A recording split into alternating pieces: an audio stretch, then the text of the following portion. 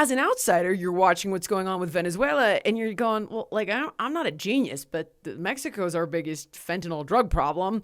And yet we're blowing up boats, off the coast of Venezuela. Okay. And like, I get Maduro's a narco terrorist, and finally, Donald Trump Jr. basically admitted it. And I thought, but like, just say it. Just explain to people. You know those $7 gas prices in California? Okay, we're not going to put boots on the ground. This guy is an absolute monster. We've got really good intelligence about who's on the boat. And this is what's funding Maduro. We're trying to pressure him to get out. And this is our end game. I just think even if I'm wrong about this and I don't fully understand it, this is not what I do, but I think people would have a better feeling about it if you explained like you are. Do you know how important energy prices are? Do you have any idea how that impacts every single purchase? I wonder, it's like, look, I mean, they'll tell you a lot of reasons for doing it. Maybe I'm just suspicious. Maybe I'm just a realist. I'm like, heck, why not have a good relationship with Venezuela? And if this one guy is in the way, like, can we not figure out a way to like make nice? Maria Corina Machado, she was educated at Yale, and she is somebody who would do business with us, and she would probably be a heck of a lot better for the people of Venezuela because she would just be won the Peace Prize, right? Attracting capital. This is the Nobel Prize winner that was just collecting the Nobel Prize from Venezuela. Yes, of course. And that's right. She's a big leader in the opposition party there. So there, it makes sense. I don't know how that story plays in Peoria, as they say. And I remember early in my career, an oil analyst on Wall Street saying to me, well, what do you think the Iraq war is about? It's oil.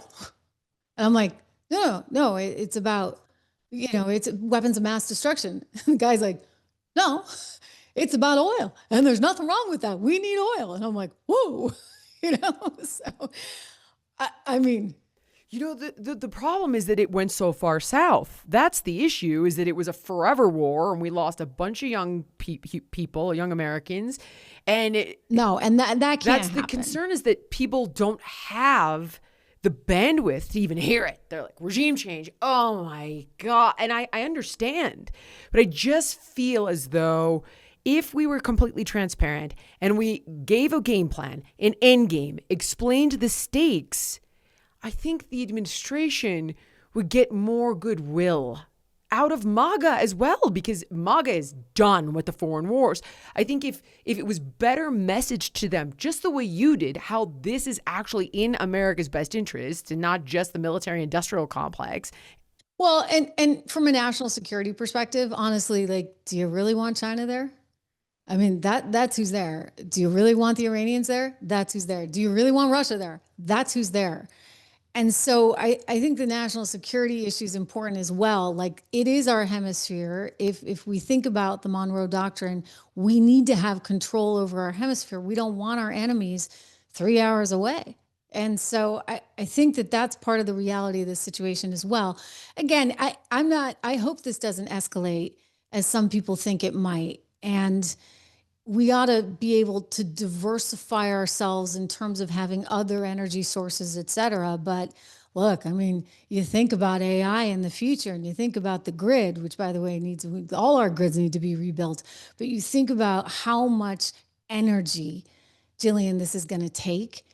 We need it. And so that's why it does make sense in that case to think about drilling in the U.S. and why I'm saying it's not improbable when you look at the full scope of what's going on in Venezuela, just to think about why would we care about that country other than, okay, Marco Rubio cares because, believe me, he's got to be in his bonnet about that because, he's of Cuban descent, and the Cubans, that they've relied, basically Venezuela and Cuba have relied on each other. And so there's a very sort of a strong sentiment, I would say, within the American Cuban community that we need to help the people of Venezuela so they're not living under this really oppressive socialist dictatorship.